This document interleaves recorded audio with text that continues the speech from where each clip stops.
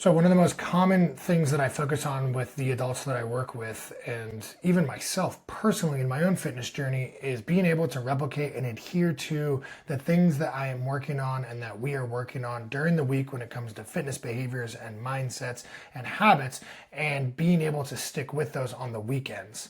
And this will differ completely from person to person, the way that your life is set up, what season of life that you are in. There are a lot of factors and variables to this. That being said, I still think it is very valuable to go through these because you never know. I mean, sometimes you have more things going on the weekend and you're just trying to hold on. And sometimes the weekend looks exactly like the week. But as your sleep schedule changes, as your kids' schedule change, your work schedule, you get invited to certain things, you have activities going on. As all of those things go on, that's going to challenge your fitness routine and behaviors. So being able to have some tools in place and some mindsets and tips to be able to maintain your fitness behaviors on the weekend is super, super valuable. So first off, just kind of looking, these are calories, these numbers right here, and just kind of looking at the difference. If I averaged around 2,100 calories Monday through Thursday, which is 4 days, and then on the weekends, I averaged about 2,500 calories, then my Monday through Saturday average, those 6 days, is around 2,250. So pretty similar to my during the week. That's not that great of a difference.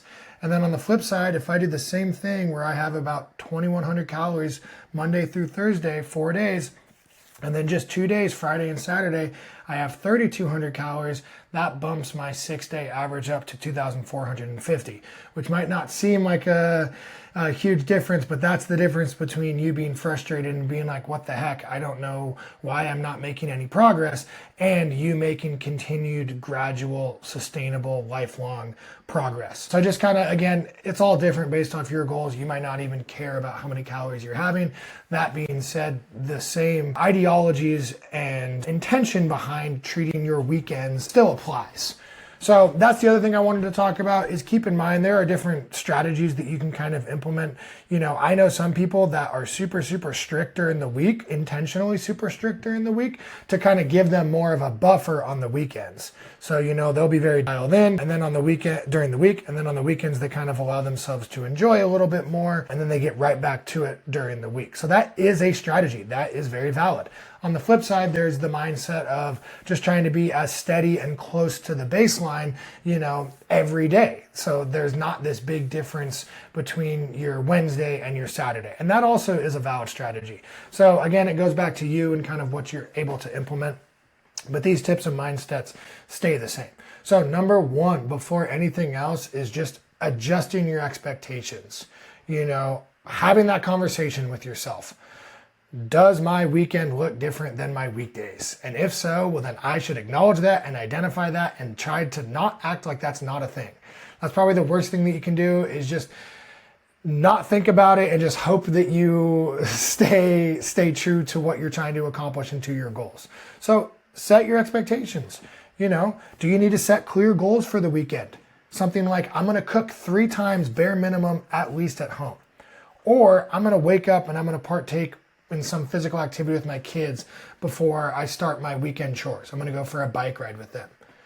But you're creating goals and you're setting clear expectations for yourselves that align with your long-term goals, and that just allows you to put focus and energy on it. And when you do that, you know, you might not be perfect and it might take a while for that to become true, but at least by identifying it and putting focus on it, you allow change to start occurring.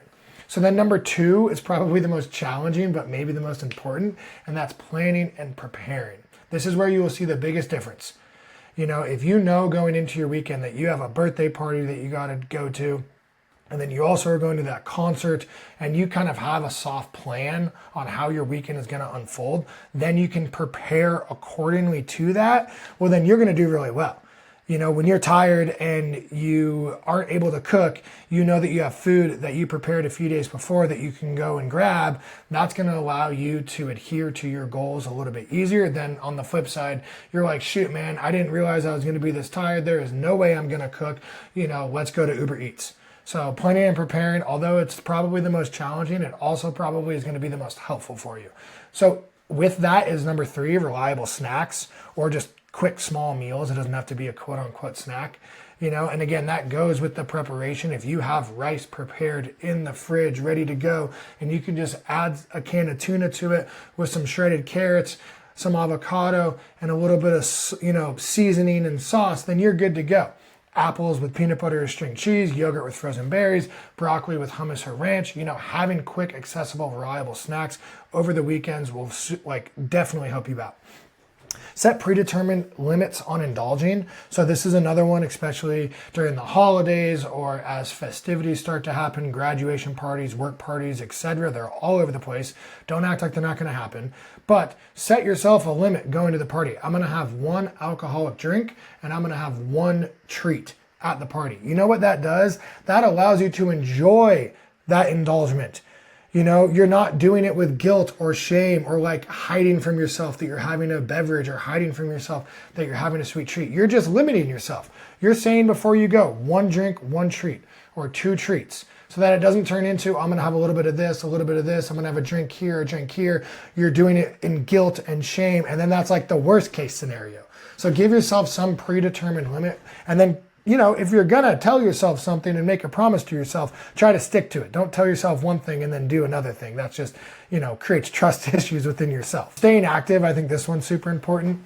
If you're trying to stay active during the week, well, then we need to try to stay active during the weekend. And it doesn't have to be strenuous exercise like a workout during the week, but some form of recreation or walking or, yoga, mobility, just something that gets the blood flowing, keeps your brain mentally stimulated and active. And it prioritizes this active lifestyle that during your downtime, during your freedom, I can do whatever I want because it's the weekend time, you're choosing to spend that doing some form of activity. Number 6, portion control at outings. I think this one is super important as well. But being able to identify, hey, what are the high volume foods that are going to be low in calories and how can I have a lot of those? Being able to identify a protein source and a fiber source. And then can I control the other more calorically dense foods? You're going to have scalloped potatoes. Well, okay, I'm going to have a big old salad with some carrots and broccoli and some, mixed beans. And then I'm going to have a small serving of scalloped potatoes. So you're still enjoying it. You're still partaking, but you're controlling how much you're having and you're still satisfied and meeting your needs with some of the other foods. Number 7, mindset. Come on, baby. Flexible approach. So having structure and having some form of restriction and rigidness is good. That's going to allow you to make progress and growth. But we can't be too rigid that the minute you have a tough day or an off day and you overindulged and you ate to your heart's desire and you had a bunch of alcoholic drinks that now you just throw in the towel, right? Be able to be flexible and move off of your plan a little bit. Allow yourself to be okay with that, knowing that you're going to get right back on track the next day. And that's the piece. That's the important part is, again, this flexible approach where I'm trying to reach these goals. I'm trying to adhere to my plan on the weekend, but I'm going to have some celebrations from time to time, and I'm not going to let that completely derail me. I'm going to get right back in line with my goals the very next opportunity that I have. Cooking at home, again, I talked about it on number 1, just in creating goals for the weekend, but it's such an important thing for weekend activities that I included it on the list itself, right? Cooking at home or a goal to limit eating out away from the house. And I think that's where a lot of folks get in trouble on the weekends. Parties, let's go out to dinner, let's go see this live music, let's go to the bar. All of these things are way more present than during the week. You just don't have that many options during the week. So being able to cook at home during the weekend is going to allow you to set kind of the foundation.